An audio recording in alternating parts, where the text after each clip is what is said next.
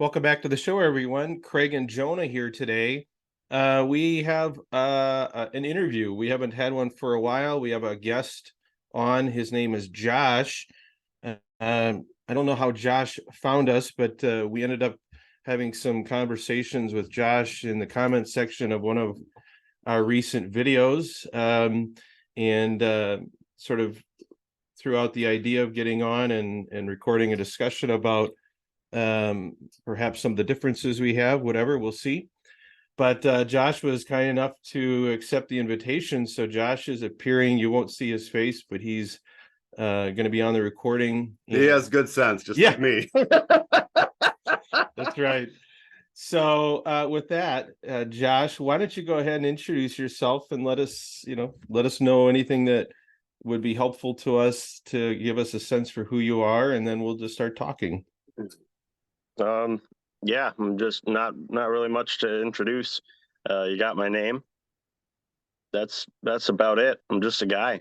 Just a guy who's going through YouTube shorts, kind of just killing some time scrolling through stuff. And your video here, the church teaches that solo acts are wrong, but it's not obvious what the harm is to marriage, popped up. And I gotta say, initially, hearing what you said in that clip, I assumed, not having not looked at your YouTube name here, I assumed you were a Protestant channel. So I left my original comment about Protestants justifying anything as if they know better than God.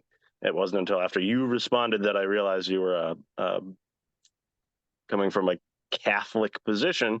Even worse. And then, well, frankly, it kind of worried me a little bit. So okay. Oh yeah, I understand. So can we get some background, like how old you are, how long you've been married, that kind of thing?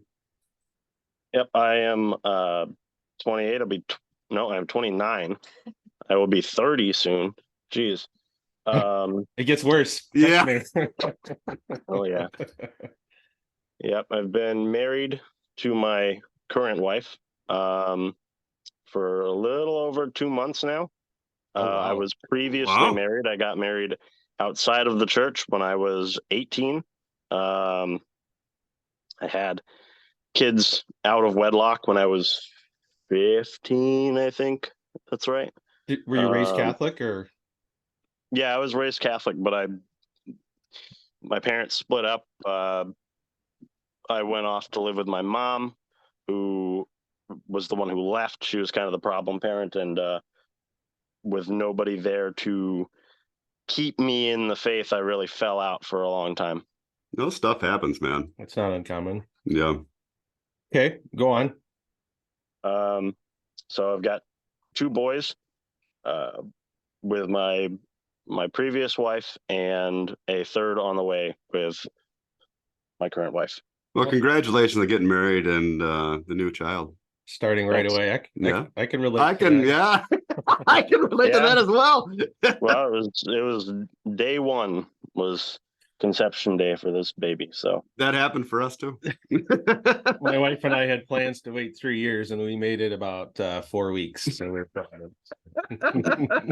yeah, that happens. Well, that's exciting. Well, congratulations to you and to your wife. Thank you. All right. So so maybe give us a little sense for where you at in your faith right now. How would you describe yourself? Whatever you want to give us about that. How would I describe myself and my faith? Let's see.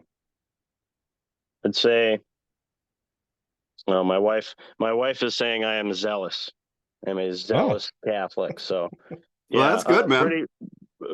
Pretty traditional. Really, for me, I don't like being wishy-washy with what we believe. I get really iffy about heck, even the priest that we had for our wedding sort of pseudo invited non-Catholics up for communion, sort of opening the door by saying that they're not going to check them. They're not going to, there's no punch card. Really, there's no way for him to know, and that made me pretty nervous there that would happen. Mm-hmm. So I'm pretty traditional. I take the beliefs and doctrine of the Catholic Church pretty seriously.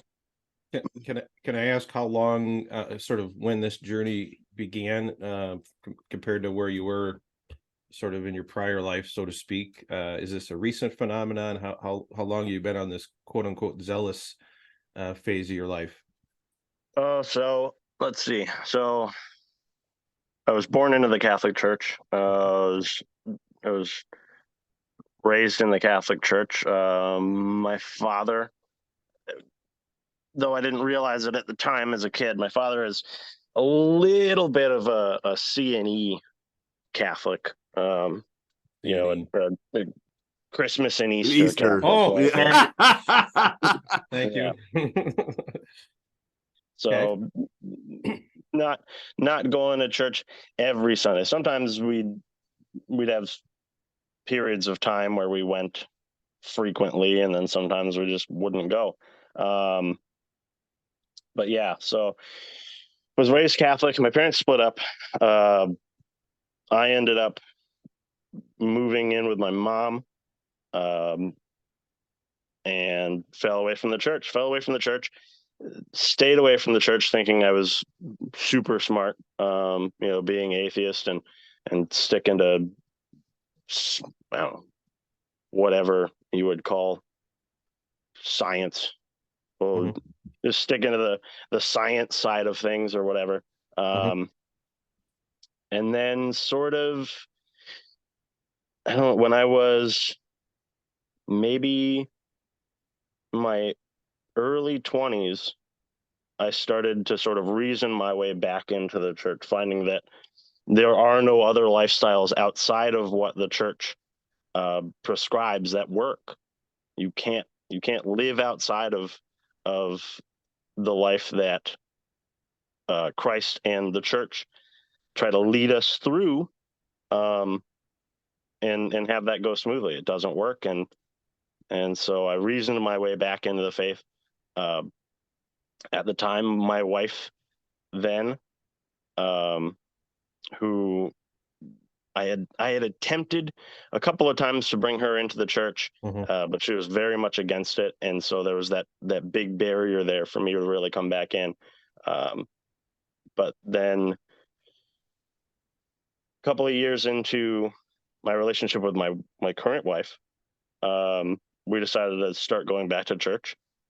She was raised Presbyterian, and I really didn't know anything about Protestants or Protestantism. So just to kind of make things easy on her, I said, all right, well, we'll go to a Presbyterian church. Did that for about a year, until she kind of realized the problems with the Presbyterian church. And so we came back around to the Catholic Church, and literally went right across the street from the church we were attending, to the Catholic Church across the street. And that's been, when did we start going back to the Catholic Church? But about a year. Not to get off track here, but it's interesting that you were an atheist. That's something that I've never really, a phase that I have never gone through. And I think that the supposed, belief in science, that, science is greater than religion, or science is something that isn't supported by religion or your faith, is ridiculous. What was that phase like as far as being an atheist? I just can't even guess how that would feel. Do you have any insight there? Well, yeah. So don't get me wrong. I want to make sure that any listeners understand that I'm not saying anything is wrong with science. Science is a fantastic thing, and I'm even on the side of evolution, although I don't know where most people, most Catholics, stand on that. I don't think there's any. We're allowed to believe either evolution. way. Yep. Yeah. But yeah, so for me, I guess it was just a lot of arrogance. I thought that I knew how to order a good life without, sort of without needing a book to tell me how to do it. And I also had a lot of incorrect ideas about the Bible. In my head, it was like, yeah, well, the Bible's been around so long, and surely, it's been altered to fit narratives and agendas throughout history, not understanding the actual history of the original texts and all that. And sort of as I looked into that stuff, kind of realized, oh, well, I was wrong about that. That's pretty stupid. A lot of the things that I based my idea that the Bible wasn't the book. I even played around, I guess, with sort of who are they? The Universalists? No, they're Unitarians. I kind of played around a little bit with that idea, with that, like, yeah, there is a God, but it's not necessarily this God or that God. All of these are just different pathways to the same God. And but it was just a lot of arrogance and ignorance, really. If that was a big thing. And I would say I agree with you too. I think that faith and science walk hand in hand. That's all I have to say about that. If you haven't had a chance, assuming you haven't, you don't block our channel when by the time we're done here, I would really encourage you to go check out, I think it's episode 140, and we have a playlist interview with a married priest. We had if you haven't already watched it. Yeah, I've watched that. Okay, that was we really enjoyed that conversation. He was I don't remember, he was a kind of an evangelical Protestant growing up, became a Anglican priest or whatever in the Anglican church, came over, became Catholic, and then became as a married priest. For anyone that out there that might sort of relate to your journey a little bit, I encourage people to watch that. Did you any feedback one way or another about that? Did you like that interview or not? Yeah, I mean, it was interesting. I gotta say, see, this is where my real traditional side comes out. The married priest, we have a parish here in our area, okay, that we decided not to attend because it looked too modern, and we found out that the priest at that parish is married, and my wife and I basically said, well, thank goodness we didn't start going there. I don't agree with the idea to, and it's not my position to say, I have to respect the church's decision on that, but I don't agree with priests being married. Why is that? Can I ask why is that? Like, why would it be a deal breaker? Well, I think there are, as a man, there are generally two paths that you have to take. You have two choices, essentially, for what your role is on the planet, and that is, you can be a priest of a church. You can, lead a congregation of people, or you can be a father and a husband, and you can be the priest of your household. And I think those are they're very similar jobs, but as you understand, because I think you have 9 kids, is that correct, Craig? So far, and I have 4 so far. There you go. Yeah, the distraction. I mean, the amount of effort and time that it takes to order a household, and to be the head of that household it's a lot. I mean, it's hard to get busier. We would totally agree with you on that. We have talked about that, how priests really should be married as well, just because it's a virtually impossible task. I mean, I don't have a problem with the rule or the indult isn't the right word, but the whatever the canonical provision for that is. But if you haven't figured out yet, part of what we talk about here is marriage is really damn hard. And takes a tremendous amount of effort and virtue and sacrifice. And I could never imagine myself being a priest, given the responsibilities I have in my state of life. So I don't think either of us are strong advocates of that. No, it wouldn't be a deal breaker necessarily for me, but I can see how it would be just an impossible way to live for the priest. It'd be really hard. Oh yeah. So you're are you sort of Latin Mass traditionalist now, or how far on the normal path of progression are you? Yeah, so we've attended. We have a TLM at our parish. We've attended one, and it was I always want to say it was the Easter Vigil, but it wasn't. It was an Ash Wednesday Mass that we attended. That was in Latin. That's about the extent of it. We like it, but I don't know. We kind of want to brush up on our Latin. We like understanding what it is that we're saying, and we understand that we don't have to. The Mass goes on whether we're there or not. We're not a necessary part of the Mass. It's not necessary that we do understand word for word what's being said, but we just like to. So we'd kind of like to, brush up on our Latin a little bit before we really delve too much into the Latin Mass. I feel the same way with Latin Mass. Good.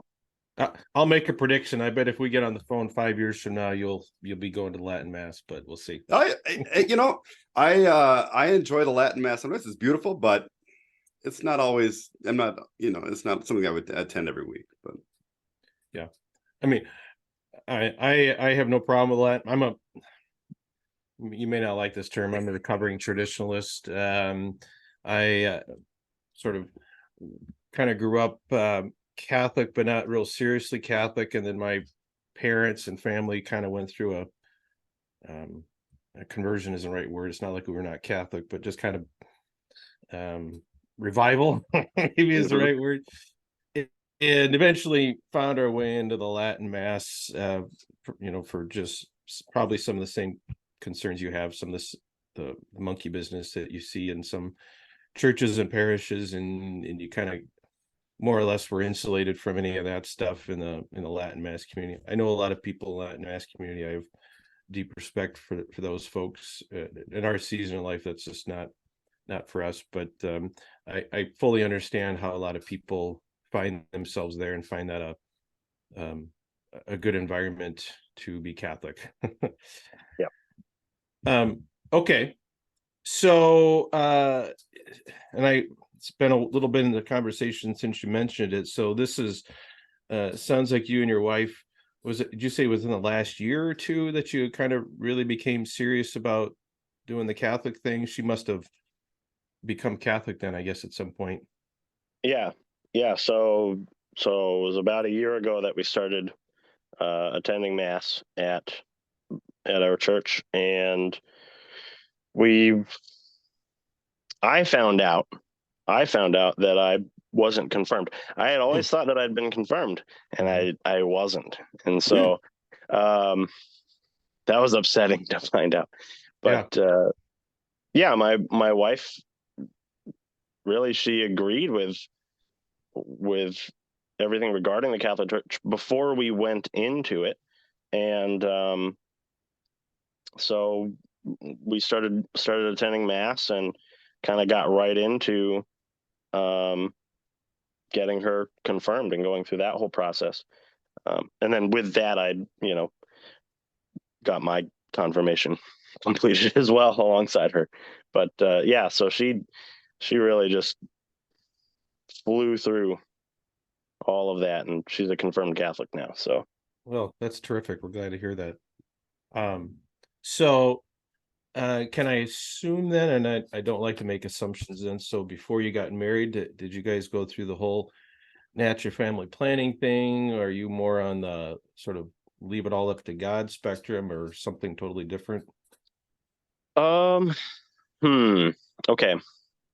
You don't have to share So it if you don't want, but I'm always curious. yeah, so that was something that we didn't really observe as a couple until um we got into the Catholic Church together. We had been together, what, 3 years uh, before that point, and Okay.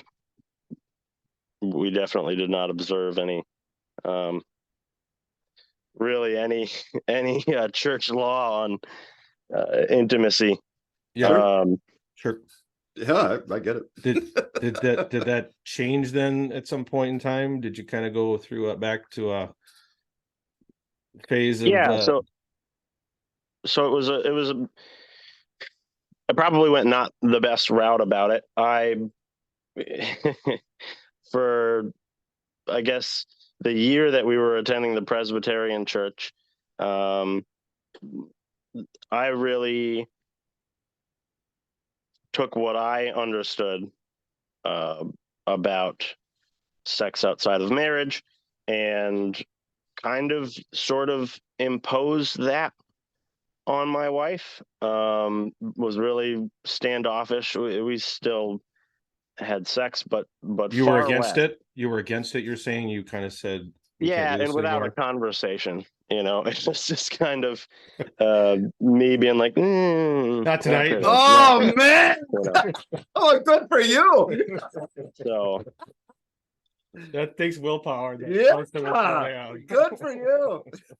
well, it was the man side of me, the male decision to not just have a conversation about it, Yeah. which probably wasn't a great idea. The sooner you can figure that out, the better your marriage will get, I'll tell you. Yeah. Yeah. Yeah.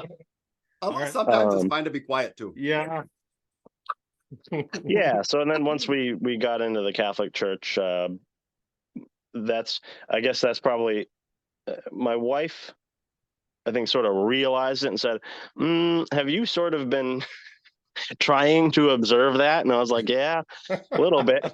It's just like, that makes so much sense. Yeah. So how often do you think it happened? And like, how often did you give in? Oh, through in that year? Yeah. I don't know. I don't really think about it too much. Because I'm just wondering, like how long, how much you can, resist. Yeah, maybe. So my wife says maybe every, what did you say? Every month or two? Every month or two. I mean, once you've tasted the wine, I think it's much harder to go cold turkey than if you're just, I guess, young and naive and whatever before you get married. So, wow, that's quite a journey. Yeah, that is. All right, well, go on, fill in the gaps between that and sort of getting married. It sounds like, I think you were kind of getting on to whether you decided to learn NFP or anything like that, or kind of fill in the gaps, if you will, between that transition when your wife or girlfriend or fiance at the time sort of figured out what was going on, kind of fill in the gaps between there and when you got married. So I guess as we were making the decision to come into the Catholic Church, and I wanted to be very sure that my wife was ready for that, which she absolutely was. But the Catholic Church is very different from the Presbyterian Church. There are a lot bigger expectations. Really, there are expectations. The Presbyterians have very few expectations. Sorry, Presbyterians, but you guys. I don't think we have a huge Presbyterian audience, but yeah.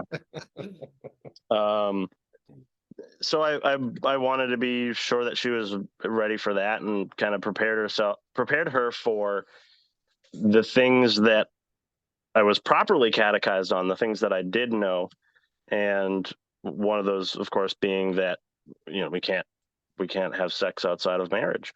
And so I checked with her, like, hey, we're not going to be able to have sex until we're married. And that is going to be a bit of a process, doing that through the Catholic Church. It's not a quick thing. And yeah, from there, and even explain to her, we might not even be able to share the same bed. And she was okay with that, but that sounds like a lot easier scenario. It sounds like you're already married. Just kidding. Who's sleeping on the couch? Yeah. So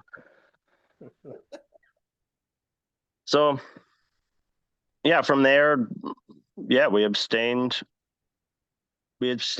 from, let's say, I'm not going to say we abstained from sex. We abstained from, I don't know how vulgar. As you want. It's fine. Here. So I guess we abstained from like penis and vagina sex, right? Okay. We a few times, maybe twice. I think twice total.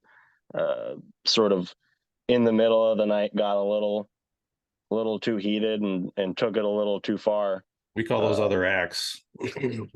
Yeah. So. Okay. All right. Yeah. It's understandable. Yeah. Maybe I think it was like twice that happened. Over what period of time? Well, how long was it that we started? About 9 months. Okay. From the time we started going back to the church and when we got married. Okay. Well, that's really pretty good for living together, Basically sharing a bed, and you had a couple slip-ups, sounds like. Yeah. Okay. Yeah. All right. No. That's doing pretty well, I would think, under the circumstances. Yeah. All right. So can I ask you this? And since I think what generated this whole conversation was, I think, our fight about masturbation. So it was a fight.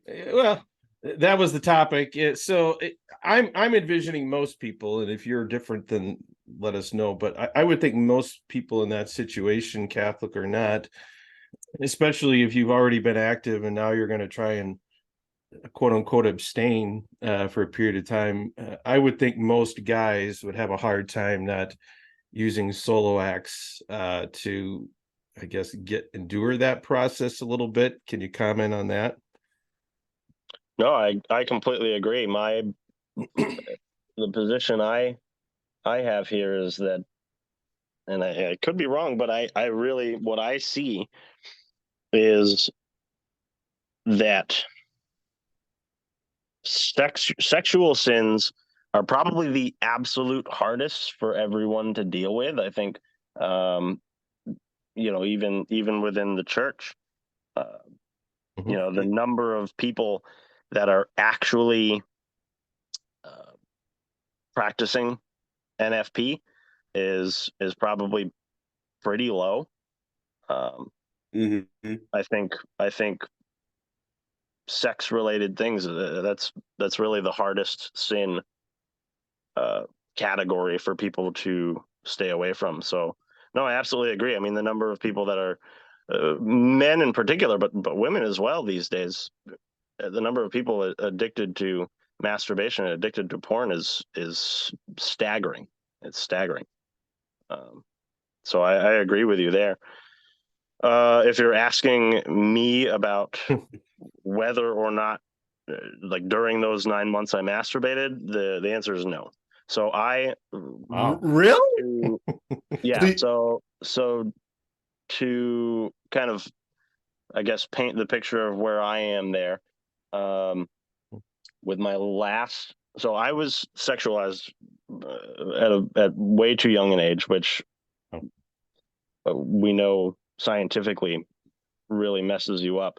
And as far as I understand, I sexualized myself. Okay. So my first wife, I met her when I was 13 and she was 12. And I think she had dealt, and I don't know if she even knows or is sure about that even to this day, but I think that she had probably been sexually victimized as a young girl. So I met her when I was 13 and she was 12, and she was incredibly sexually active. And being a 13-year-old boy, And one of the few 13-year-old boys who wasn't afraid to act on that, being somebody who as a 13-year-old boy wasn't going to go, oh, this is getting a little too heavy. I think I got to go home. I fully embrace that. Yeah. And I think that's probably where I got sexualized at a young age. I have no memory and no reason to believe there was any kind of victimization from anybody older. But where was I going with this? Well, yeah. So go ahead, Josh.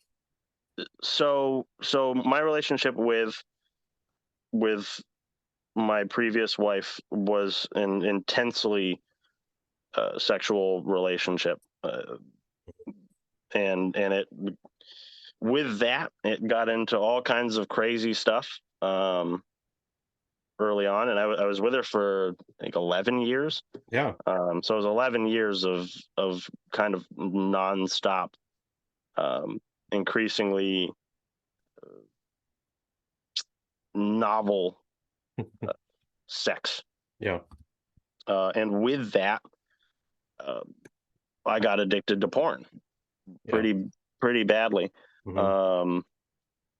I mean, it was, and masturbation, it was like multiple times a day. Of course, when you're, a teenage boy, you can do that, but yeah, it got really bad. My addiction to porn and to masturbation was actually physically debilitating, in that it affected my ability to physically be aroused in the presence of a woman. Wow. It was pretty bad. And so with that, at some point, I think I was maybe 18. I really, that physical debilitation and figuring out why that was happening and realizing it was because of masturbation and pornography. Yeah. I was like, wow, I got to change something. So I started my journey to pulling away from masturbation and porn. How old? I was probably about 18. Okay. That's unbelievable. That's really. Usually when most guys are probably peaking. Well, and I just mean as far as the inability to be aroused like that. I mean, I just, wow. Yeah, it's people. We really, talking about science, we really just as a species really need to address just how detrimental pornography, and masturbation as well, but very specifically pornography is, to the health and well-being of young men. It's really bad. I totally agree with that too. That's something that I don't know. I've never really had an issue with, but I've always been kind of against it, I guess, just because it does seem like that part of it seems wrong to me. Like, definitely. Yeah. So maybe I'm reading between the lines here, Josh. When you saw this short clip, were you sort of reacting to the notion that there's nothing harmful about masturbation, or is that what you kind of perceived me to be saying, and you, based on your experience, have a different perspective on that, or am I overreading? Yeah, so right, so I see what you're saying. So I wouldn't say my reaction was not out of like, oh no, secular people might hear that masturbation is fine and will do it, and it's got negative repercussions on their health. It was my reaction to seeing your video was really strictly on the basis of really church law and All right. Kind of the big concern for me is that this kind of thing helps justify masturbation to people, and then they will then do it thinking that oh well, it's okay. As Catholics, we believe it, masturbation's fine. I appreciate that. Just to clear up any confusion, if you watch, I mean, section 2352 of the Catechism. I don't have the Catechism here close at hand, but I'm sure you're familiar with that. Yeah. Well, I'm not. I can't. You. If you pull up a number, I'm not gonna know right off the top of my head, but I've got it in front of me. Let me see. 2352. Yeah, if it's the modern catechism, it's not. I don't think it's in the Baltimore Catechism or anything, but no, I've got the CCC. Yep. 2352. Yep. I'll pull it up on my phone here. Yeah, that might be faster. I'm just about there. Okay, I see it here. It's Have you seen that before? Thing here. What have we got? Masturbation is to be understood. One second, I'm just reading it. Okay. Would you like me to read it out loud? Yeah, go for it. Okay. By masturbation is to be understood the deliberate stimulation of the genital organs in order to derive sexual pleasure. Both the magisterium of the Church, in the course of a constant tradition, and the moral sense of the faithful have been in no doubt and have firmly maintained that masturbation is an intrinsically and gravely disordered action. The deliberate use of the sexual faculty, for whatever reason, outside of marriage is essentially contrary to its purpose. For here, sexual pleasure is sought outside of the sexual relationship, which is demanded by the moral order, and in which the total meaning of mutual self-giving and human procreation in the context of true love is achieved. To form an equitable judgment about the subject's moral responsibility and to guide pastoral action, one must take into account the effective immaturity, force of acquired habit, conditions of anxiety, or other psychological or social factors that can lessen, if not even reduce to a minimum, moral culpability. We talk a lot about that section on the show, and it sounds like maybe you hadn't seen that before. Anything about that strikes you one way or another, just having read that? I'd have to read it. I'm not closely. Probably don't read mean to it put you on the spot or anything, really, but yeah. But go ahead and fill me in on what you're reading here. Yeah, well, there's a whole lot of things, and we've talked about this section on a lot of episodes, but the one that we kind of come back to is sort of that second paragraph, which is the equitable judgment, and talks about factors that can lessen moral culpability, or even, I think it even says almost eliminate culpability for that. We've spent a lot of time talking about that and trying to understand sort of on a practical level what that actually means and what that looks like, in part because this particular sin, or whatever you want to call it, is, I don't want to say it's the most common, but I would say of acts that are quote unquote seriously sinful or of a serious nature, I would imagine that masturbation is probably the most common or frequent sin that's engaged in, Catholics and non-Catholics alike. I mean, maybe there's others. And the reason that we talk about it is that, like, when both Craig and I got married to our wives, we both had the thought, well, I'm done with this, it's over. But then once you use natural family planning, and there's all kinds of reasons to abstain, times get difficult. And so then you wonder, is it a mortal sin? Does it fall under this like exceptions clause where, you have force of habit, that sort of thing? Is there a reason for it to be of lessened culpability for people that are married and abstaining, or all sorts of different situations like that? And not from the standpoint of whether it's okay justifying the behavior, but understanding, because we know it happens. I mean, it happens. It Father Longenecker talked about it. I think his stats were probably on the low side of truth, but it happens. And in how how scrupulous, I guess, do Catholics need to be, Catholic men need to be. I mean, I'll tell you from my own personal experience, at one point in time, my very faith was challenged because it seemed impossible to, as a man, we've been married a number of years, got a lot of kids, we abstain a lot.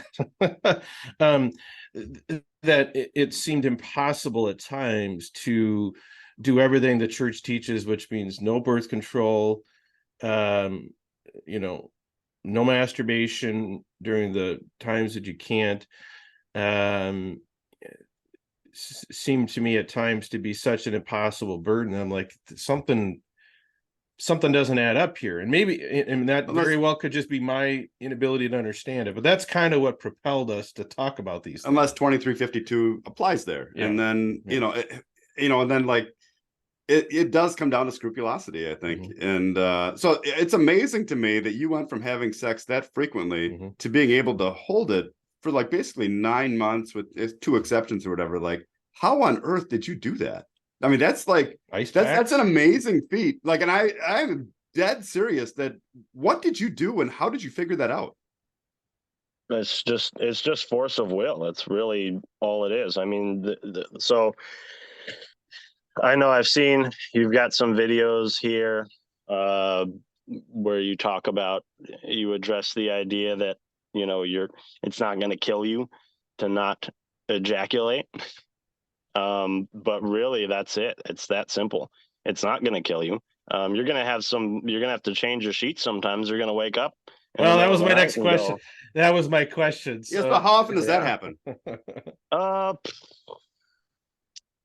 Once every couple of months, like maybe once every 4+ months, like not incredibly often, but it will happen. You will, I mean, if you're not having sex and you're not masturbating, you will wake up and go, oh, well, what do you make of that? I got a mess to clean up. Yeah. What do you make of that in the big picture of what we're told about all this? I mean, that doesn't cause any problems for you that happens? No, so Aquinas actually touched on this sort of thing, and that I can't bring up exactly what it was that he said. I'm not great at, somebody brings up a scriptural verse and it's like I gotta go to it. I gotta look for it. I don't remember all of this stuff, but You're Aquinas a good company. on that. Other than 2352, I know what that. Yeah. Go ahead. So I have no problem with it. I don't feel that any mortal or venial sin has been committed if I wake up in the middle of the night and go, oh, apparently I've ejaculated. That's how it goes. It really is. Yeah. So how do you sleep at night? So that's the hardest part for me, is like once it gets to a certain point, like I wake up multiple times a night then, like, and then it's easier to give in to temptation or whatever. Like, how did you fight that? Like, do you use sleep aids or like anything like that? Like, is there any other factor in your life that would account for that? Like I think it's incredible. Like, man, congratulations. Like, I don't know. I'm blown away. That will serve you well in the future. Yeah. Go ahead. Answer the question. You're asking. Yep. Like, just how do you stay asleep? Sleep through that? Like, how do you sleep through that? Because like for me personally, I wake up then like multiple times a night, like especially after an hour, like it seems like every hour then like I wake up, and like, I mean, I just don't know how you'd sleep through that, whether maybe with the use of some sort of sleep aid or whatever, something like that. So you're asking how do you stay asleep through whatever it is that's happening? No, how do you sleep when the urge is there? When the sexual urge is extremely strong, which I assume you must have that. Like, so for us, like, so Craig and I have talked about this too. Like, it seems like for the first 3 days, that kind of urge is minimal. Then after that, it really builds and builds and builds until like by the day 14, it's like kind of debilitating. And like sleeping is difficult. You just feel more anxious, like it's on your mind all the time. But is that an experience that you can relate to? I think I'm so so far away from that point. I don't really remember that. I mean, it's not. I don't want to paint the picture that it was easy getting to where I am. Um, you know, I've spent many years trying to get to a point where, first off, where I'm not viewing pornography. I cut that out first, and that was very difficult. And then cut out masturbation as well. And it wasn't like I decided to do it and then it was just very infrequent. When I decided to do it, it was years and of really trying to stick to it. And sometimes I'd go a couple of months and then I'd fall right back into it. And then it'd be just like constant. It would just be, every other day or something. I'd be like, man, this is really a problem. Because it's an addiction. It really is. It's a real problem. But yeah, I think I'm so far from that point. I don't really remember sort of waking up in the middle of the night. But I know I used to. I know I used to, back when I was masturbating. I used to wake up, and I was married at the time, and I would wake up in the middle of the night, and my wife would be there, and she was no stranger to being woken up for that kind of thing. It wasn't like that would have been a problem, but you didn't have to hide it or anything. No, I still would have to hide masturbation. There was a time that she walked in on me once, and that was incredibly awkward and terrible. And that was a huge, not that the relationship was going very well to begin with, but that was a kind of a that was a thing that really I don't think went away. That probably still affects her to some degree, and however that does with us not being together anymore. But wow, no, I definitely still had to hide that sort of thing. Okay, But I didn't know if it was just out in the open, and given you and your prior wife's sort of perspective on things, if it wasn't something to be ashamed of or whatever, it just happened. But it sounds like you were still, for one reason or another, trying to keep it a secret from her. Yeah, no. So there was definitely some kind of sort of back of the mind understanding that would be something that I would do, but there was definitely no, like, she didn't know when I would do it or She didn't want to know the anything like that. details. It wasn't Yeah, she didn't want to know any details, basically. right. And essentially the one time that she sort of found out was a really big problem. Once it kind of became real to her, it was a real problem. Was she surprised that it was happening, or just surprised that she had to? I mean, it sounds like you assume she knew that it was happening, and it was just shocked to see it happen, or was it she just couldn't understand why it was happening at all? I think it just kind of became real to her. It was sort of just this sort of idea, like, yeah, probably, sure, he masturbates maybe if I'm not around for a long time, and he's gone for a week or whatever. But I think to really realize it was like, no, sometimes I would prefer to masturbate over having intercourse. I think she felt rejected a little bit, like you were picking that over her, maybe. Yeah, and you will. And you will. I mean, with masturbation, that's how that goes. I guess if maybe that's less frequent a thing if you don't have intercourse with your spouse somewhat frequently, or don't have access to that somewhat frequently, then it probably happens less. But if you're masturbating and you've got a problem with it, you will prefer masturbation over sex, because ultimately when you get so far into it, you don't even need to be fully physically able to do that, to make it work with masturbation. You don't. So that's something different from our experience. I would say I've never.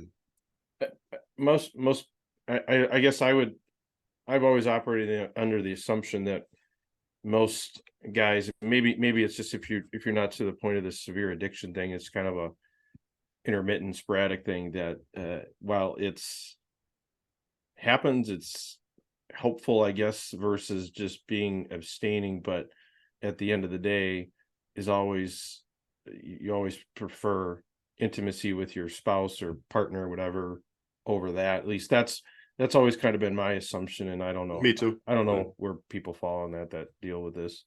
Yeah, ideally. And I think that's the case for people who, particularly Catholics, who observe the natural family planning stuff, for sure.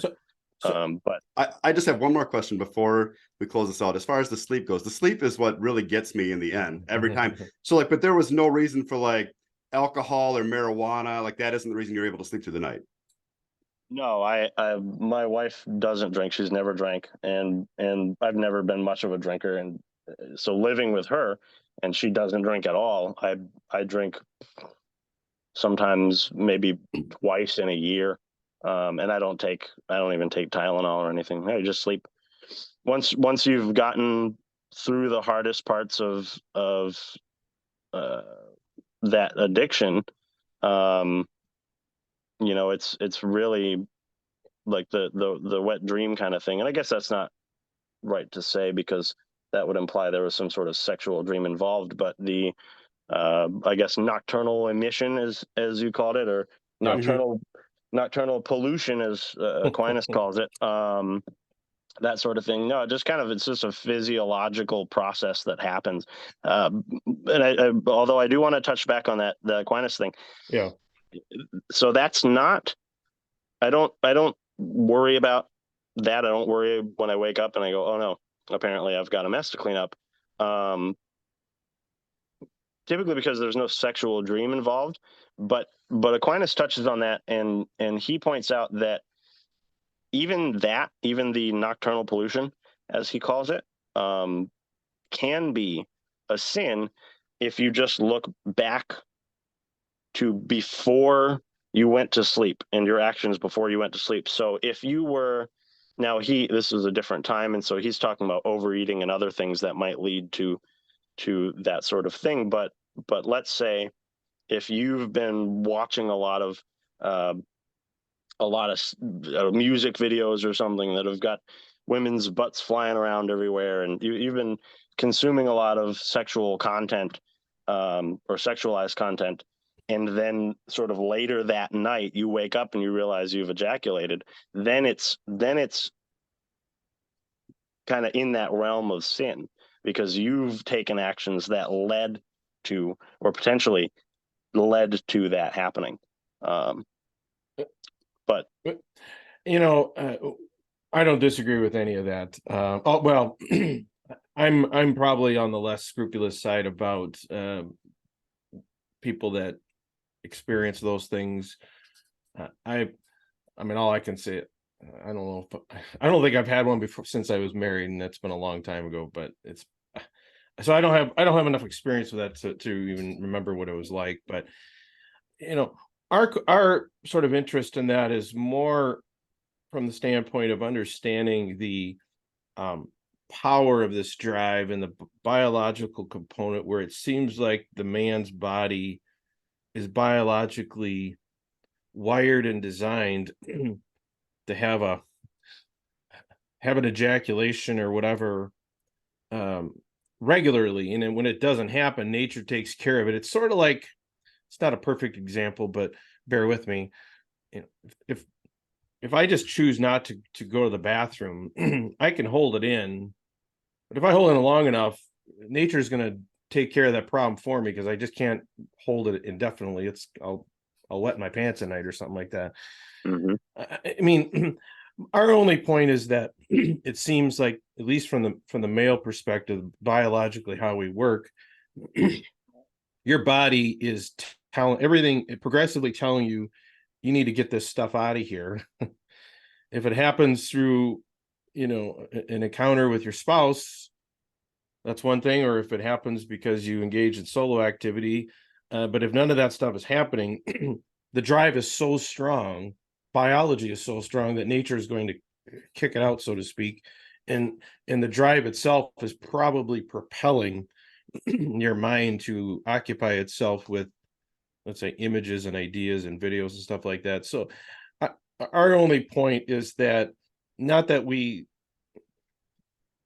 place, I don't spend a lot of time worrying about the moral culpability if someone has that, but more just, what does that tell us about how strong and what our bodies are telling us, and that those that engage in certain acts, whether it's masturbation or whatever, are really responding, let's say wrongly, but responding to an increasingly and overwhelmingly strong biological desire that, at least in my mind, seems to fit into 2352, and the idea that I just, my thought is, the longer it goes on, the less control, so to speak, a man has over that, or woman, but someone has over the ability to say no to that, and the corresponding culpability seems to be affected. That's kind of my point. And I have a question for you, Josh. You have an incredible amount of experience on both sides of the spectrum.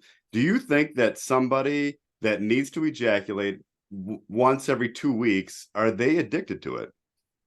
Yeah, that's my position. Now, I understand what you're saying here about the very strong urge for that thing. As men, we absolutely biologically, just from on the sort of animal, right, the human side of our existence on this planet, yeah, we have to deal with all kinds of urges, not just for ejaculation, but for food things. It's easy to overindulge in food, just because we have that human side to us, that uh, physical, earthly side to us that we have to battle with. Um, but my position there is that just because that urge is so strong and that temptation is so strong, that's not an excuse, and it doesn't give us carte blanche to sort of indulge in that, even if we try to indulge in it a little bit less. Now, and I'm not faulting anybody for doing it, because I think it's the biggest struggle men have. But it's definitely not something that we should embrace, and we should say, no, it's probably fine. The church should allow that, because it really gets down to the point of where we indulge in a lot of stuff that God does not intend us to indulge in. I'm sitting here at my desk and I'm looking at all kinds of things that I own that I don't need to own, and even that, really, realistically, God's like, dude, you didn't have to buy that. You don't need that. That's not what you're here for. You can go, you can enjoy everlasting happiness, in my kingdom after death, after you leave the earth. But while you're on earth, that's not what you're here for, right? You've got a calling, you've got a reason to be here, and I think he expects us to, as hard as we possibly can, with full intention of the soul, abstain from all of the physical human temptations we have, to indulge in things that are not productive toward, to the bringing about on earth, his kingdom. Let me ask you this. So part of why I talk about the harm isn't so much to say it's okay, but let's be real. 23, most Catholics that are reasonably well informed understand what the church teaches. Most of us understand that the church teaches, at least in some, well, in not even, clearly teaches that it's could be a mortal sin, or is a mortal sin, and yet it happens with enormous frequency. So the fact that it's deemed to be something that could put you in hell for eternity alone doesn't seem to do, obviously doesn't stop it from happening entirely, and maybe for a lot of guys, including Catholics, doesn't even slow it down much, but so it happens. The point I was making is, if in addition to the fact that the church says it's a sin, and I recognize that, and I do, like, I'm not here saying, I mean, if it happens, when it happens, I always go to confession. I don't want any confusion about that. Even though priests have told me don't worry about it, when it happens, I always go to confession first, and I encourage every guy or lady to do that as a matter of precaution. But my point is that what in addition, why does the church teach that it's wrong, or why does God hate it so much that if you do it, if you give into the urges, it separates you from God for eternity? Is there something about that act or other related acts that is so offensive or harmful? Maybe it's harmful and we don't know about it. You've kind of talked about the addiction thing.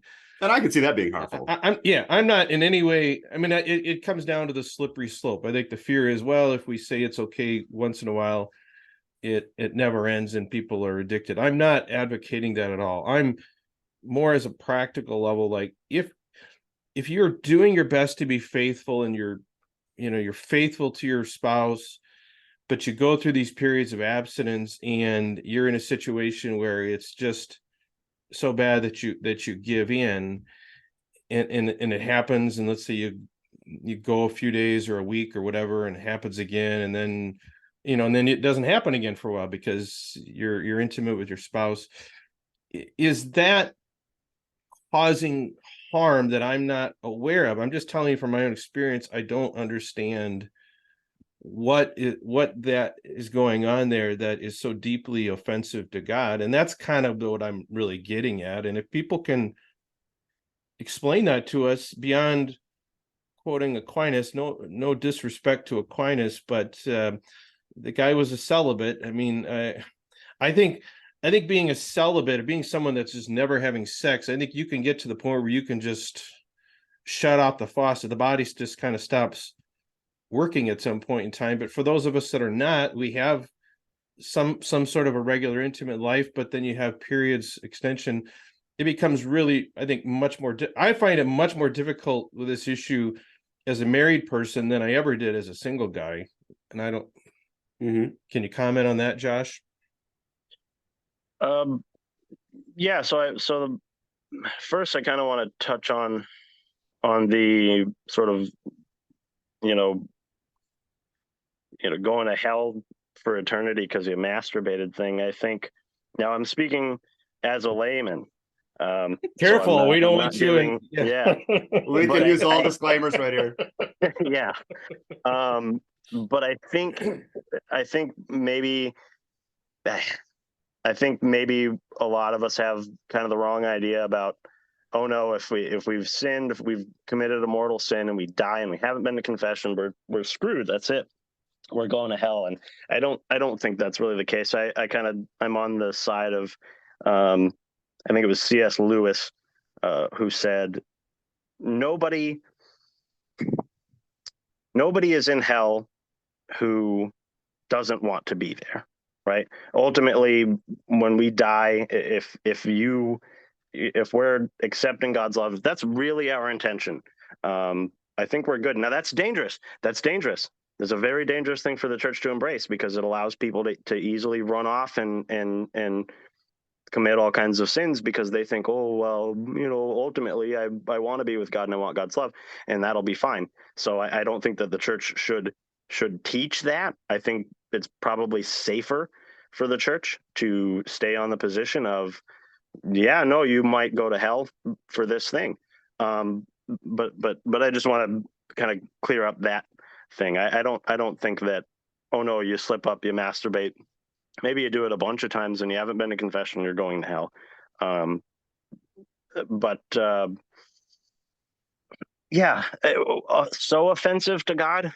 I don't know. That's kind of a tricky thing. If we're gonna sort of rank sins, that's surely there are sins that are kind of worse than others. Seems like it. I bet I'm not a theologian. Yeah. I mean, have you read the Diary of Saint Faustina? No, I haven't. It's incredible. I'd recommend it. It's all about God's mercy, especially there's sections on what happens to people after they die, and just the mercy that God has for all of us. So I think that's very inspiring. And again, we always recommend people go to confession, basically. A lot. Yeah. Oh, yeah. So, yeah. Well, there you go. And talking about God's mercy and ranking sins and everything, that kind of comes down to that moral culpability, that sort of that mens rea, right? It really comes down to, I think, sort of what do you understand about this? I don't think that like non-Catholics are going to hell if they are non-Catholic because they weren't exposed to it, or I because agree. they didn't have somebody really properly explain it to them to where they, didn't see that it was the truth. I think it's when you see that it's the truth and you reject it, that's when you really got to be worried. And I guess you wouldn't be worried, but um, yeah, I I don't know that it's so offensive to God. I don't know that it's this huge crazy deal where it's like God's gonna freak out if you masturbated. I hope not. Really don't. I mean, what if you're freaking out at somebody while you're in traffic, and then you don't get to confession about that, and then you've taken communion without having confessed that you really freaked out and got very angry and wished the harm of somebody that kind of made you upset in traffic. I don't think you're going to hell for that unless you understand and you realize, like, yeah, I probably should go to confession for this, and I'm not confessing this, and I'm taking the Eucharist. Like at that point, yeah, that's kind of a big deal. But if I don't think slipping up with things is really something that God's going to freak out about. And that's really one of the main conversations of the show, really. I mean, that's our point. I don't think we disagree that much, Josh. Unfortunately, I was hoping we'd do more shouting and arguing, but I mean, we totally get on board with that. But so I've got to ask you this, Josh. So you've been married 2 months, right? Yep. And you're expecting. You've had kids before, but you haven't had children under the Catholic rules so much, right? Right. I mean, so well, let me ask you this. So is your plan to just have as many children as God gives you, or is there going to be some natural family planning, or if you guys need to space children, what's your plans in that situation? Yeah. So we are currently on the side of sort of have as many children as God plans for us to have. But there definitely we will definitely make use of, and I'd have to bring it back up. I think I did bring it up in our conversation through the comments, 2368, maybe it was, where it talks about using the cycles and all of that. We'll definitely have to use that because we are given that provision so that we can maintain the intimate bond as a couple, because that is very important. The church recognizes that is a human aspect that we have that is very important to keeping a marriage rock solid. Having sex, yeah.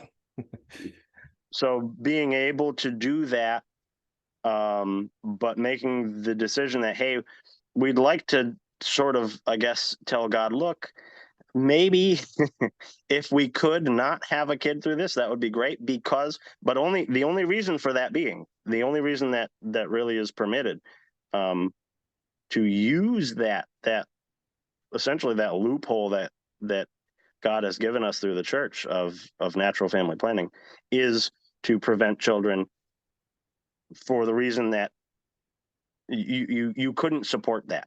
It's just not feasible. It would get in the way of you parenting your other children. It would get in the way of you doing whatever it is you need to do. We're not allowed to use natural family planning out of selfishness. We're not allowed to use it because we don't want another kid. And so that's our position, is we're just kind of going to play it by ear. Surely we will, once this baby's born and all the recuperating is done, we will surely have sex outside of those cycle periods that will just happen. And if that's how it goes, and God gifts us another child through that, then fantastic. And if not, then, maybe we kind of wipe our brows and go, okay, well, that's good. We can just kind of hang on to the responsibilities we have, and we don't have to kind of stress out a little bit about the increased responsibility of another child. So just so I'm clear here, what you're saying, since you're sort of new into the process and aren't postpartum with this, with your wife, and so I can I assume then that when you talk about using NFP, if there's abstaining going on from intercourse, I assume you're not endorsing, and I know how you feel about masturbation. Are you, and you mentioned during your kind of cooling off phase, you had a couple slip ups of other acts, things like that. I assume you're not okay with using other acts, so mutual orgasm outside of intercourse, or are you okay with that? No. So the church's position is that the sexual act, once it begins, needs to basically, it needs to end in the natural order of things, and that is penis and vagina. You ejaculate in there. Now, women really, and this is where I laugh at people who talk about the patriarchy of the church. Women get a pass; they get to have as many orgasms as they want up until that point, through oral or digital stimulation. But as far as I'm concerned, on my side as the man, once I orgasm, that has to be penis and vagina. That's it. Where do you and it has to end in that. I can't stimulate. So my wife is allowed to have orgasms that obviously don't end in penis and vagina ejaculation. But I can't end it there. I can't stimulate her in that way and then be like, okay, you're good. We'll walk away from this. And you and when you say female orgasm, are you talking about sort of foreplay or immediately after, or you just talk total separate acts? You wake your wife up in the middle of the night and give her an orgasm and there's no intercourse. Are you saying you think that's okay? No, that's not okay. If we start a sexual act, we have to bring it to its complete end, to the end of penis and vagina ejaculation, to that possibility for new life. And if you do that, and you're not morally opposed to, let's say, turning over and assisting your wife in having an orgasm or another orgasm, let's say shortly after you're done, you're okay with that? Okay, that's a good question. Female orgasm after I've ejaculated, I'm pretty positive. I'm pretty positive, and again, I'm a layman, that is permitted. If I have ejaculated in my wife and we've brought that to its full conclusion, but for the good of the both of us, she could use another orgasm, then absolutely, I'm allowed to make that happen. But I think that's a very small window. It's not like, how long does it last? Yeah, how much time? When does the clock run out? I gotta know. Well, this is where we're called to use our reason. I don't know. My reason gets me in trouble about these things, so I don't really like where my reason goes. Where do you? How do you judge? Well, how long is the window? Like, it is a fair question. Yeah, how long is the window before intercourse, and how long is the window after intercourse? Because I've had this conversation with other people, and no one seems to. Well, some people give you answers. Yeah, I'd say what's your answer? You can't interrupt the sexual act. That's really the thing. I mean, if you bring your wife to orgasm and then go off and you get into the kitchen and get yourself a ham sandwich and come back later and then continue, like, that's not What if the ham sandwich is a part of foreplay for the next round? You know, you got to fuel up. You got a breakfast bar in the hotel room. You don't have to leave the room. I don't know if the catechism covers. I can assure you it does not. Yeah, I've looked. I've looked. The ham no, that's provision. That would be a separate conversation regarding the use of tools, toys, and such. And I'm not super brushed up on that. We're just picking on it because somebody told us 20 minutes is what, and that was their guidelines, which 20 minutes seems pretty. Well, she said it can't be 20 arbitrary. minutes. She never said if it could be 15. But let me share this story with you, because this episode just came out and I don't know if you've listened to it, but someone reported that their priest told them that it's fine for the woman to orgasm during intercourse, or let's say shortly thereafter, after the male's done, but not before. That a priest told this couple that. Yeah, well, so that's the tough part. That's the tough part about priests is like they're not all properly catechized. They aren't. Some of them just they didn't get. You know, maybe they passed everything. They got through seminary or whatever, and you know they're a priest now, but they did it decades ago and didn't pay a heck of a lot of attention and haven't brushed up on all kinds of little ins and outs of theology. And so, yeah, there are priests that can, unfortunately, that can give bad advice. And I think that's bad advice. My question is, which class did they sleep through? Because I don't think there's any, I think I'm on your, from what I'm hearing, I'm on your side of it, but the underlying problem here is there is no class to sleep through, because the catechism doesn't cover these situations, and how scrupulous should you be? How scrupulous should people be about it? I mean, I'll tell you firsthand, I've had 2 priests point blank tell me, and I'm not saying they're right, but tell me that other acts, so to speak, between a married couple are more or less okay. Once you get to a certain point, I think, at least, like, I mean, as far as in your marriage where you have a bunch of kids and or as there are medical issues. I mean, the problem is that, and that's kind of why we have these conversations, because we're just, I like answers, I like confidence.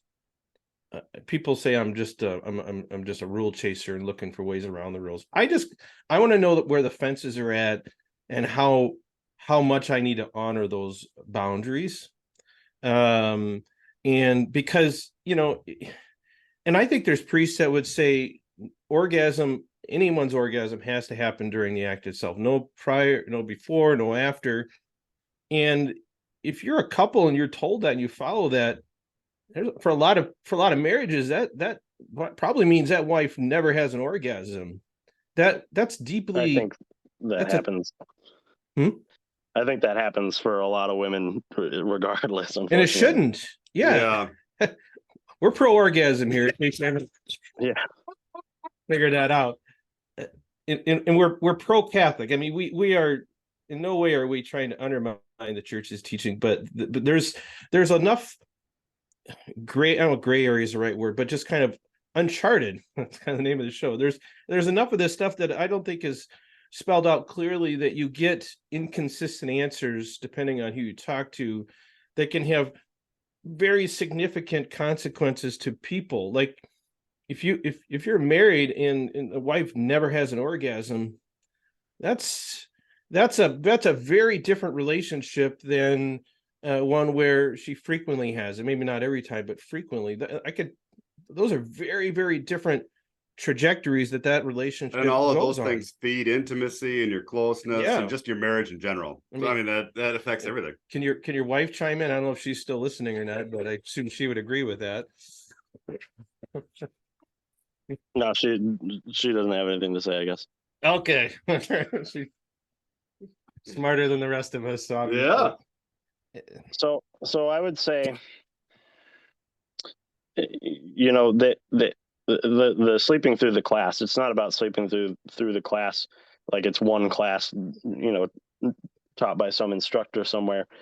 I think we are really called to continue to constantly learn as much theology and learn as much about sort of what God wants from us as possible.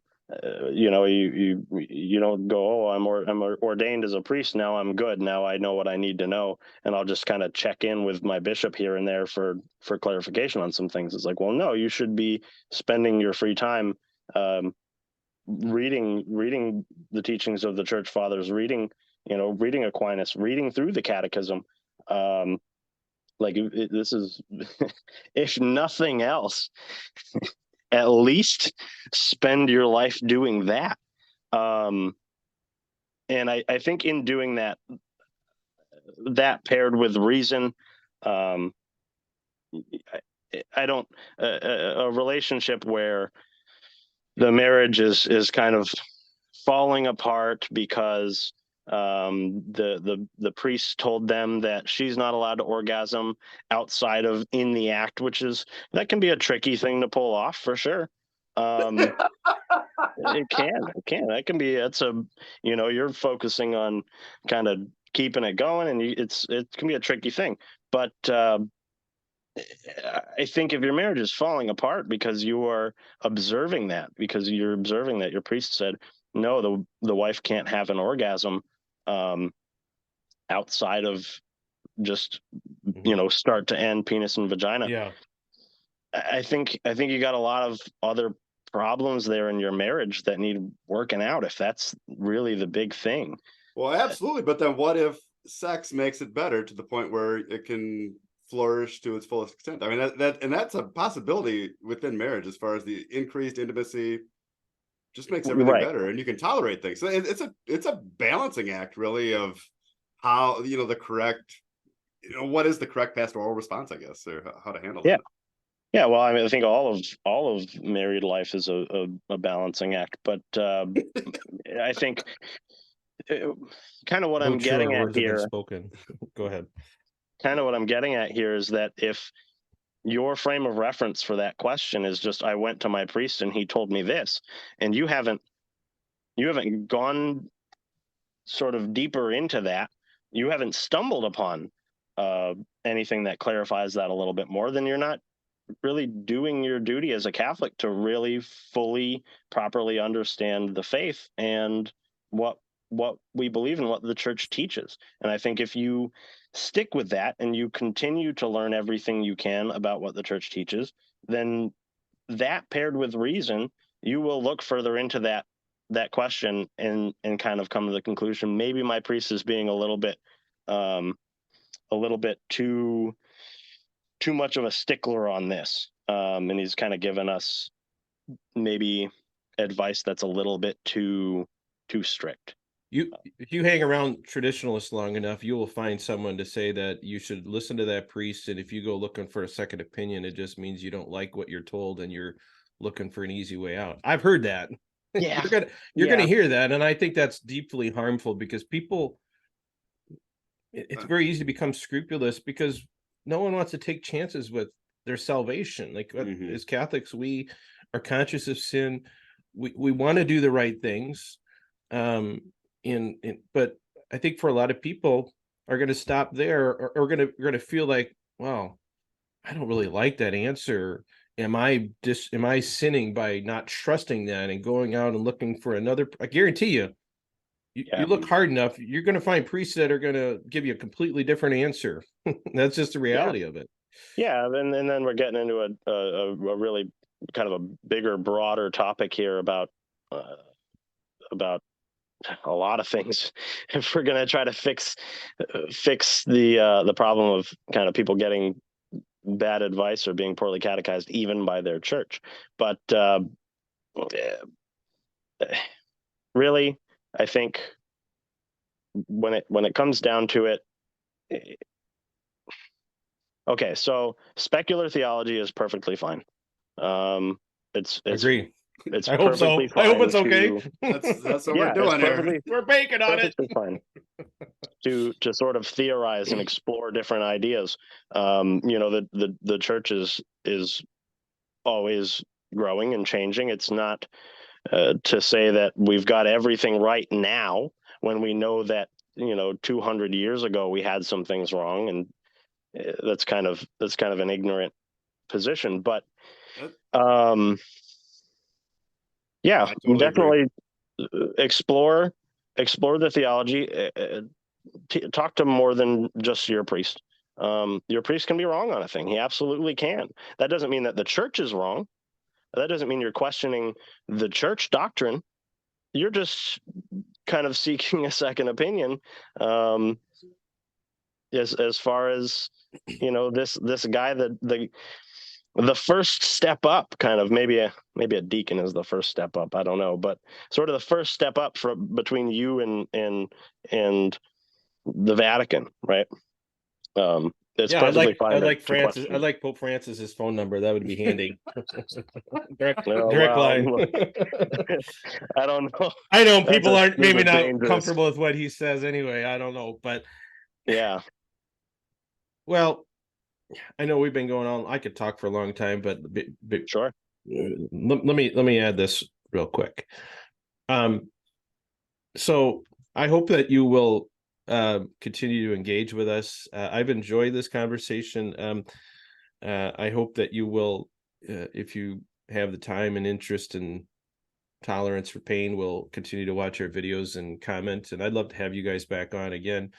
Especially after 10 years of marriage and NFP, like that's yeah. I mean, I don't want to. You're in a little different situation than most people. I don't want to sound like the old boomer that's telling you, just wait, Sonny. Okay, hold on. I do want to. I want to kind of add to my sort of credibility in this conversation, though. I understand that what you're saying there, and I just want to bring up the fact that I was with my previous wife for 11 years. Mm-hmm. I had gone 2 years without masturbation toward the end of that marriage, and the marriage had fallen apart so much. We hadn't even had sex. So you must not have been having frequent sex. You were not having sex, and you were not masturbating for 2 years. That's correct. So it's not out of some sort of lack of experience with a sexual marriage or anything. I'm gonna send you a coffee mug. Because that's some extreme willpower. It's not. It is in the beginning, and then it just kind of your body gets the message and stops production, I think. Is what happens. See, and that's the issue that we get at too, is just that if you do that within marriage, your marriage can get just not always in the best place. Well, your marriage didn't thrive under those circumstances, I'm assuming. No, there were a lot of problems with that marriage. The importance of sex from her end really, really being the biggest one. And I don't mean that she had a normal sex drive and that I was depriving her. It was like I said, it was a sexual relationship from the beginning, and it was really absurd. Ultimately it ended in her having an affair. So that's sorry to hear that. No, it was one of many throughout the 11 years I was with her. So yeah, well, yeah. I mean,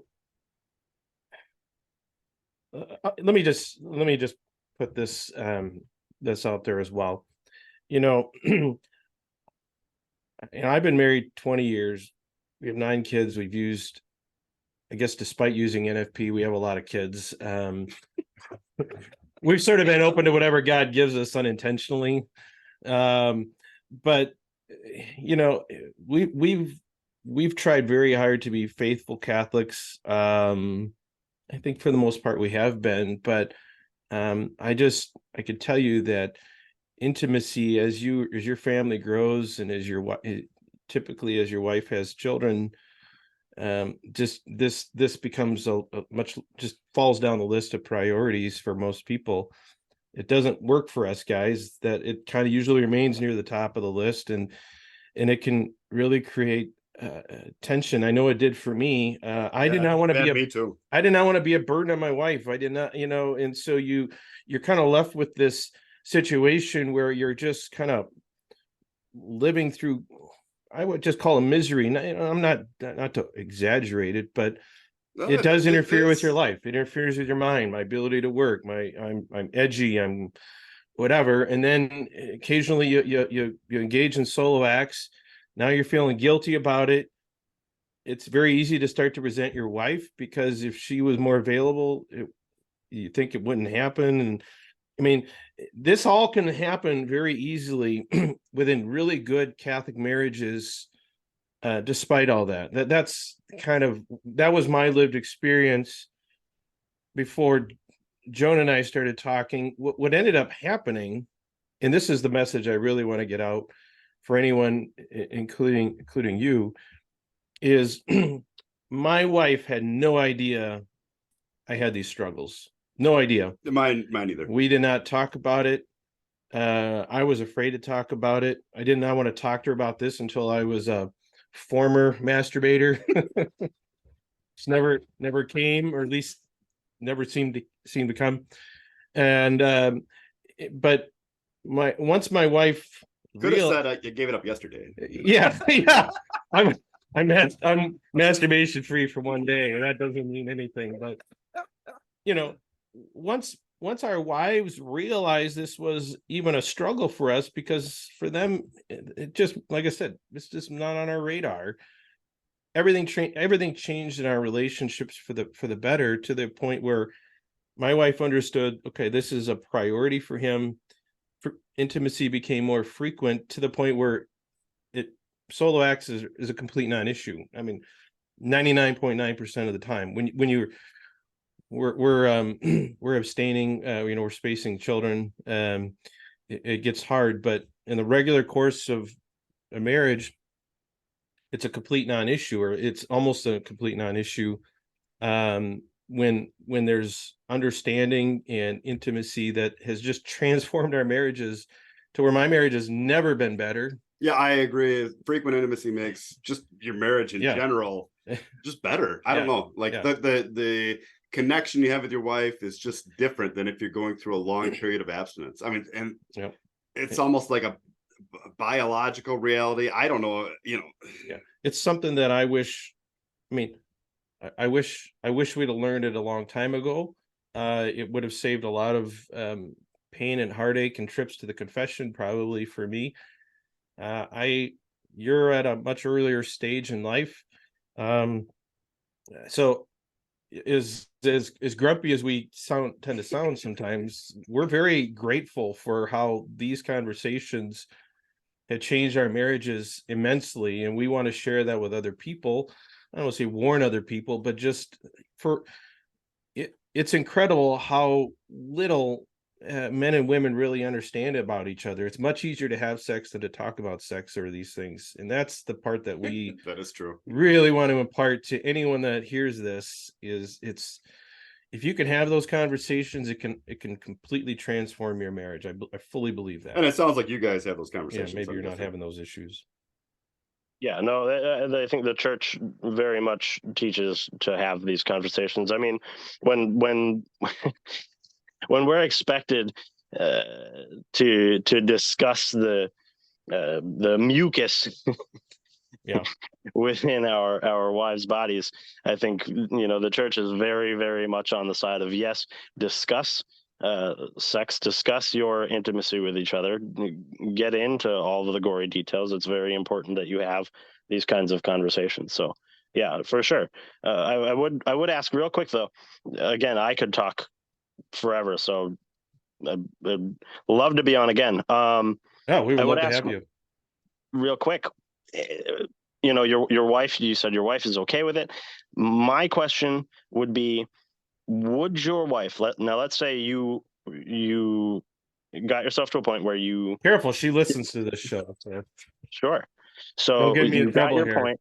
No, you're fine. Let's say you got to a point where you had your urges under control. It was no longer a debilitating desire for you. Using your words against you, that's kind of like a wife. So sorry. Go ahead. Saying, it's absolutely possible. You fix that D2 receptor in your brain and you're good. So let's say you did that. Let's say you got yourself to the point where it wasn't a debilitating urge.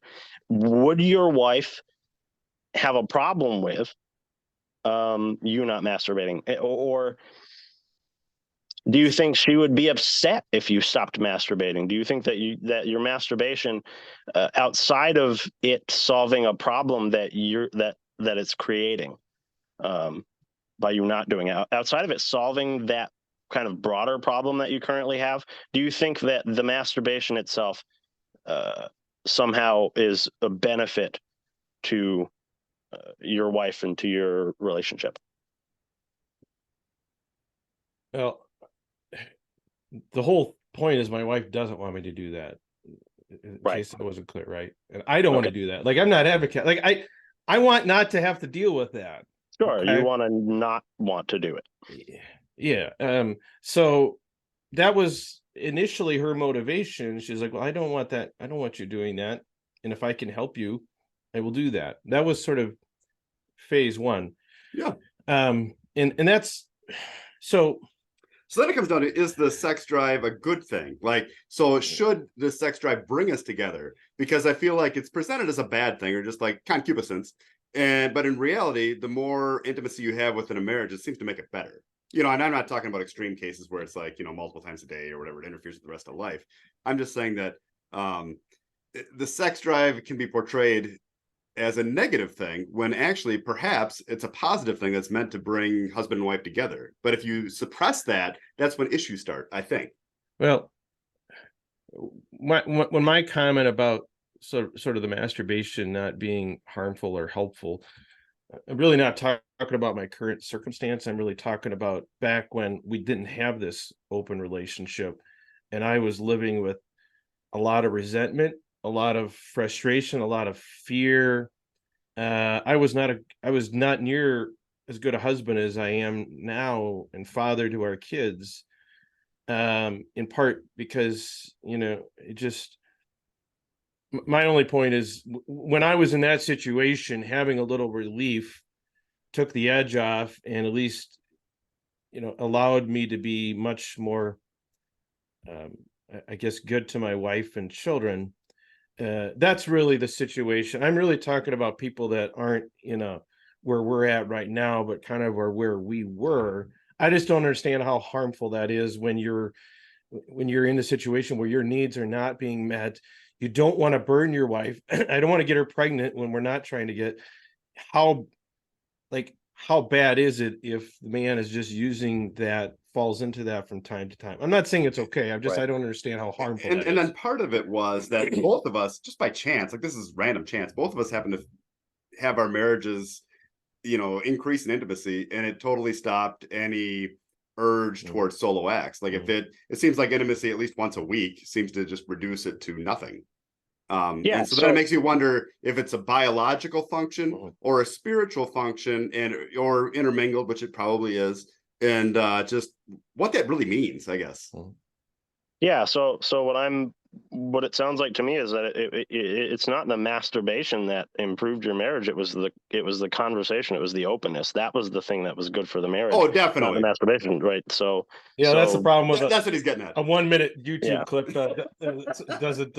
But that's my position. No, and I think that masturbation hurts a marriage just because it's mostly done in secrecy, unless you get caught, and then you just kind of separate yourself from your wife, whereas you really need to be having a conversation. I don't want it to happen, but I understand why it happens. And we're doing everything we can to improve marriages so that it doesn't happen, or happens very infrequently. That's our goal. We want everyone.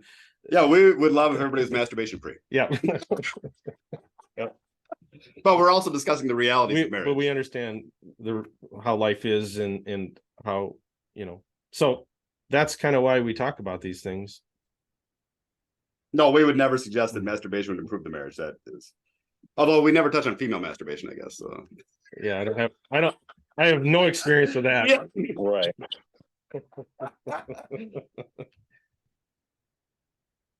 Yeah. Well, so that's good then. If your position is ultimately don't masturbate. Yep. So there's no reason to talk to the bishop or anything like that. Yeah, am I off the heretic list for now? Yeah, no, I apologize for getting a little heated in the comments. All right. Oh, that's fine. You know, it's YouTube comments, and it's just when you argue with so many people in YouTube comments, sort of. I think the only way to be effective as a commenter, you're sort of making an appeal to, or you're arguing to the third party that sees the conversation, and so it sort of becomes habit to be a little more salacious, a little more vulgar in making your point through the comments, so it's not so overlooked, I guess. But I get it. Like, we don't want to lead anyone astray. And Craig has been chasing down heretics online for years. Yeah. Like that's Somehow he became one. No, I mean, I'm glad that you commented. I'm glad that most people, when I sort of, I had a sense that you and I didn't necessarily disagree that much. Most people, when I kind of try to engage them, go away or would never have agreed to come on the show. I really appreciate you doing this. I've thoroughly enjoyed this. I hope we can do it again, and I hope other people. Yeah, if you ever have a topic you want to talk about, just let us know. Send us a message. There's literally nothing we won't talk about. Yeah. Especially as it relates to marriage. I mean, yeah. Sure. Yeah, well, I'm glad to have been invited on. This was a very pleasant experience. Good conversation, for sure. And I'm more than happy to come on and discuss more stuff, for sure. Yeah, we would love to do that again. So keep commenting, send us messages. If you ever want to come on and do it again, or your wife or whatever, we are always very curious about the female perspective. When you mentioned that I think you and your wife were scrolling through some of our videos, that we really like that, because we think a lot of men especially share some of these things and are just unsure how to talk about it with our wives. And we really think that if our wives can at least understand a little bit what's going on, and can allow her husband to talk without screaming and yelling at him if she finds out that he masturbates once in a while, whatever, is really a good thing, because otherwise it just happens in secret, and that harms the marriage. Catholic guys all march off to confession regularly, and that's the kind of the situation we're trying to stop. Yep. All right. Well, thanks. Any parting words, Josh or Mrs. Josh? No, I think so. I just want to say, explore the theology. Really dive deep into it. Don't just say, well, I've been confirmed and I attend mass on Sundays and I don't commit any of the big sins, and that's good enough for me. We have a higher calling here than just kind of stay within the boundaries of what God permits. It's like, that's good. That's a good start. Now get out of that and go be proactive in your pursuit to live as Christ-like as possible. You're right on, man. Because that's what we're called to do, and the only way to effectively do that is to learn, read your catechism, read the church fathers, and attend Bible studies and faith formation, whatever else. Be proactive about your faith. I would also say that I think you'll find that screaming toddler video more funny after 10 years of NFP and like 9 kids. I think you'll see the humor then eventually. Sorry to bother you. It was meant to get fun. I mean, like I said, we have 9 kids. We've been open to life, obviously, and so I'm not. But that was more for me. Like, okay, Craig, hold strong here. You can do this. You remember what happens when you don't. So. Yeah, well, I think we just I order my household a little differently, so it's not something not something I have a lot of experience with there. Well, I have lots of experience with 3-year-old that cannot be reasoned with. So good luck to you when you're good back luck, in that man. boat again. So I do hope you'll stick around. I hope we can do it again. And I would love to have a deep dive with you on the story of Onan. If you have strong feelings on the story of Onan, we would love to talk to you about that next time. Yeah, we better talk about that next time. Sure. Right? Sure. All right, so hold tight. I'm gonna outro us here, and if you just hold on for just a moment afterwards, and we'll let you go. So, anyway, well, thank you, Josh, and thank you, Jonah, and until next time, everyone. Bye. Have a good one. Thanks, guys.